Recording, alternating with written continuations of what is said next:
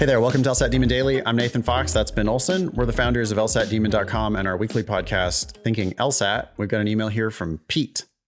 Hey, Ben and Nathan. I listen to you guys daily and really appreciate all the helpful information you put out for your audience.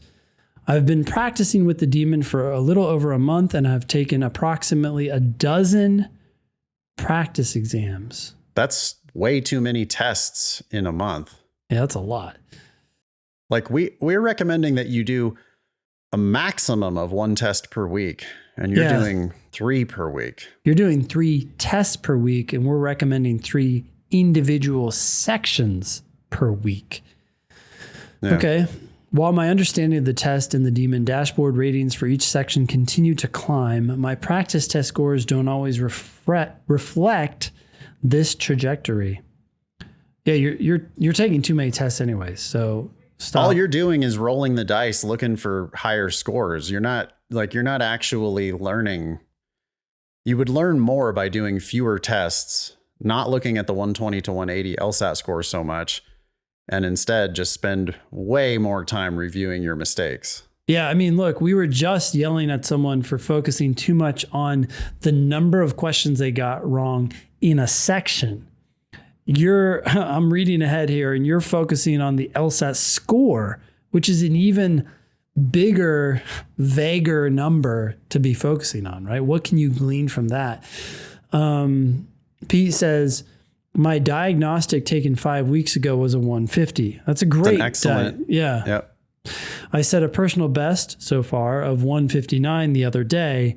This test was immediately followed by a 153 yesterday. Because you didn't learn anything from your 159. You were so happy about the 159 that you tried to shoot for 160 something instead of looking at the 20 mistakes you made en route to that 159. Yeah. The mere fact that a score, a 120 to 180 score, was immediately followed by yet another score is itself a problem. They shouldn't be following each other so quickly.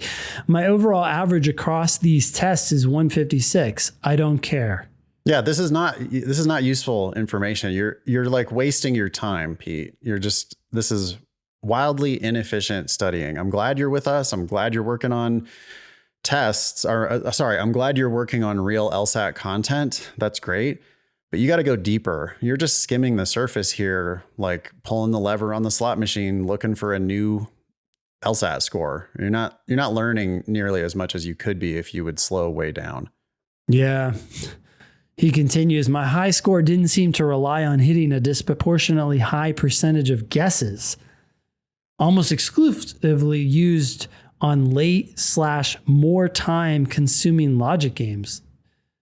It also seems as if my lower scores had a lower than 20% success rate on guesses, so perhaps that partially explains some of the spread. No I don't shit. care. I don't care about any of this.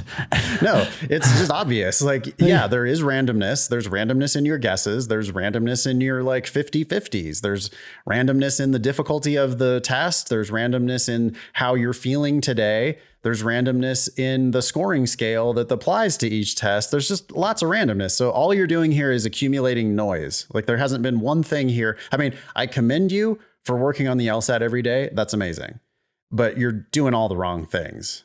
You got to do fewer tests and thoroughly review these mistakes. I mean, shit, you've got a dozen practice exams, probably with 20 mistakes each.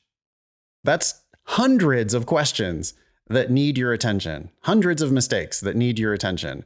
Yeah. And you don't even need to be overwhelmed by that. Just start from today, start drilling. So you do one question at a time and immediately review it. That's what should be immediately happening after you do a question is the review, not another LSAT score. Yeah. So stop doing tests. Don't do one for another month and start focusing on time sections and drilling. 3 time sections at most per week. My LR and reading comp scores tend to fluctuate less compared to logic games. By far my worst/least predictable section. Don't care how much the fluctuation is in the individual sections. Not interesting, not useful.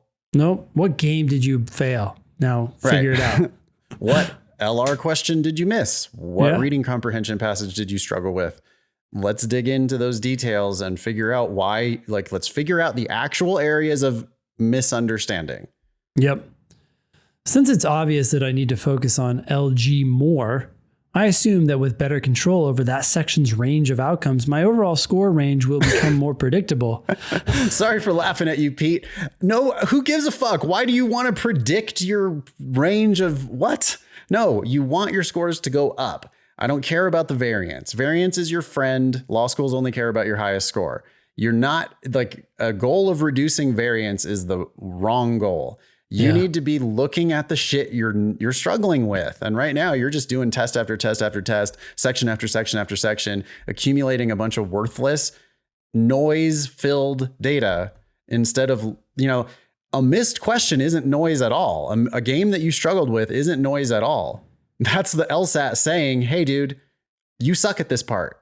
And you're going to keep sucking at that part as long as you keep doing what you're doing here with just racking up practice tests. Yeah, look at this next sentence. This reveals, I think, why Pete is doing so many.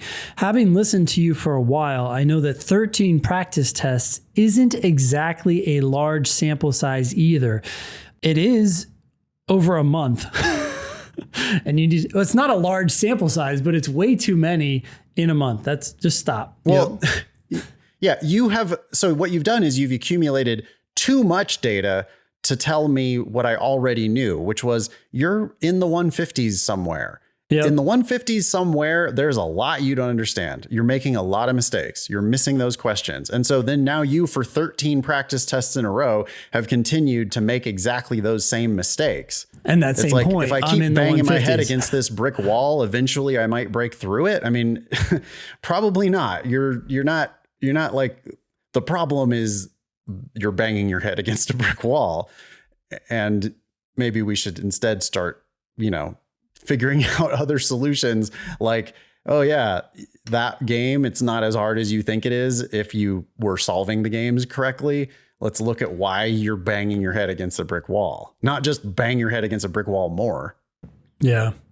My questions are, does the above logic track? No. Are there any factors I'm neglecting to consider? Yes, every single one of your missed questions. What is the typical score variance a test taker can come to expect? Don't care. Variance is good. Variance is not bad. Variance is good. Law schools only care about your highest score, so variance is good. Thanks, and keep fighting the good fight, Pete. Hey, Pete, keep fighting the good fight. Just fight it in a different way. Yeah, you're fighting it right now with your skull instead of like developing some tools for attacking this problem. Yep. You're just bashing your head against the wall. It's like, well, or you could learn how to use the wrecking ball. You're failing to see the trees for the forest, right? Yep. You're so focused on the huge big picture of it that you're not digging in and doing the most important work, which is reviewing your mistakes. Yeah. For whatever reason, I'm imagining Pete running up and trying to throw his body against the brick wall repeatedly. And it's like someone's like, hey, there are instructions on how to use this wrecking ball machine. It's like, I don't got time for that. I've got to build up my data. I got to build up my sample size. I need a bigger sample size because I've noticed that sometimes when I bash my face into the brick wall, it takes off a centimeter of the wall, and other times it takes off 3 centimeters of the wall, gets embedded in my face.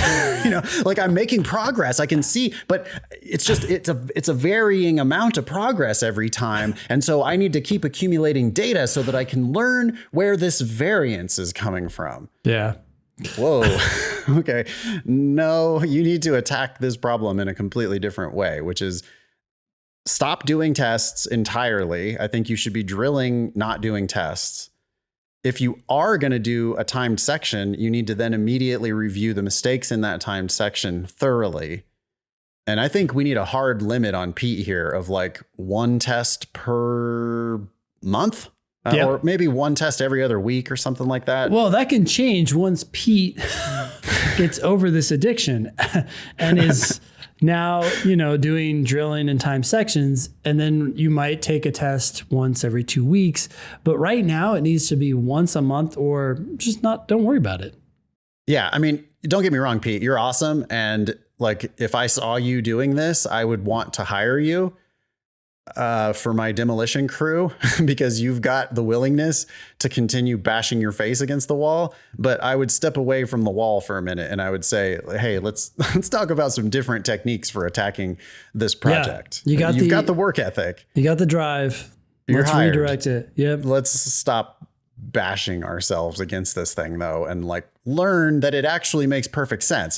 With your method, Pete, you're never going to realize that this test is actually easy. You're like trying to force yourself to finish the sections. You're worried about, oh, I'm guessing on some of the games, but you're never like, you should be guessing on reading comp and LR because you're not good at LR, or you're not like great at either of those sections. So if you're finishing, your accuracy sucks, and you need to get higher accuracy. That happens one question at a time by taking it more seriously when you're doing it in the first instance, and then by taking it even more seriously when you ever miss a question. Missed questions should be shocking to you. You should be like, what? I missed that one? I felt good about my answer there. I missed it? Oh my God, what's going on? And then you dig in deeper and you figure out why you're missing it. That's where the improvement's going to come from. Done. I don't have anything to add. Thanks, Pete. Yeah, thank you. Email daily@lsatdemon.com if you'd like to ask us a question or share some LSAT or law school admissions news. Thanks for listening.